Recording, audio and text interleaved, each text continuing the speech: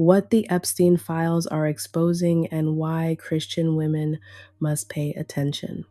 I want to speak to you honestly, not as someone shouting online, not as a prophet of doom, and not from fear, but from discernment.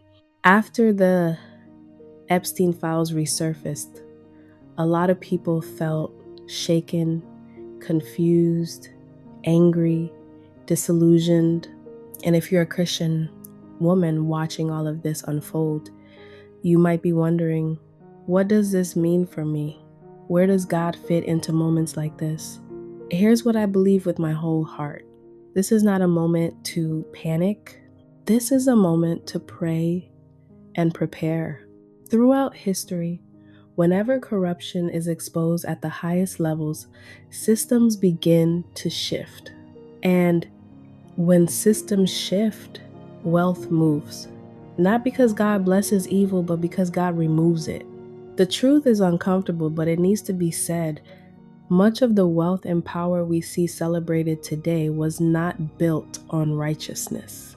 And I am sick to my stomach with the things I'm hearing. A lot of the wealth was built on compromise, exploitation, manipulation, and darkness. And scripture is clear, those systems do not last. Ill-gotten gains do not profit, but righteousness delivers from death. Proverbs 10:2. So the question isn't if things are changing. The question is who is ready when they do. I believe God is positioning a different kind of woman right now. Not loud, not flashy, not hustling herself into burnout, but ordered, grounded, disciplined, feminine, wise. A woman who understands that wealth is not just money, it's stewardship, it's character, it's preparation, it's timing.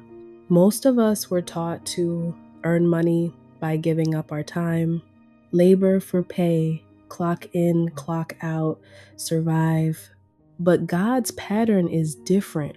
He doesn't just want to bless you with provision. He wants to show His glory through your life. That means wealth that doesn't cost you your soul, provision that doesn't demand your exhaustion, success that doesn't require moral compromise. But here's the sobering part. God does not release wealth into disorder. So the question for this chapter is simple. If God moved wealth right now, would you be ready to hold it? That means, are you a good steward? Are you consistent? Are you reading the times? Are you learning how money actually works? Are you investing, not just financially, but spiritually and personally? Are you aligned in character? Because money magnifies what's already there. This chapter is not about fear. It's about readiness. Now, let me tell you a story. This story that ties my point together. Let's begin. There was a girl who remembers 2008. She was young, then too young to understand what was happening. Too young to see that history was quietly turning. She remembers the tension in the air, jobs disappearing, homes being lost, families stressed, fear everywhere. But what she didn't see at the time was this. While many were panicking, others were positioning, assets were being bought quietly, businesses were being built slowly, knowledge was being applied patiently. There was a wealth transfer happening, but she didn't know how to recognize it. She was unprepared, uneducated, spiritually undeveloped, financially unaware. So she did what most people do in a crisis. She survived. She didn't build. She didn't invest. She didn't position. She stayed broke, not because she was lazy, but because she didn't know what to do. Years later, as she began her journey of becoming her, something stirred in her spirit. She was living softly now, not lazily, but intentionally. She woke gently. She cared for her body. She studied. She prayed. She built skills quietly. She stewarded what she had. And one morning, in the stillness, God spoke not audibly, but clearly. This time, don't miss it. He reminded her of the parable she had heard many times before, but never truly understood. The 10 virgins, 5 wise, 5 foolish, all were invited. All were waiting. All believed the bridegroom would come, but only some brought oil. The others assumed they could borrow preparation at the last moment. And when the time came, it was too late. Therefore, keep watch, because you do not know the day or the hour. Matthew 25-13. She understood then, preparation is not panic. Preparation is obedience. God wasn't asking her to fear collapse.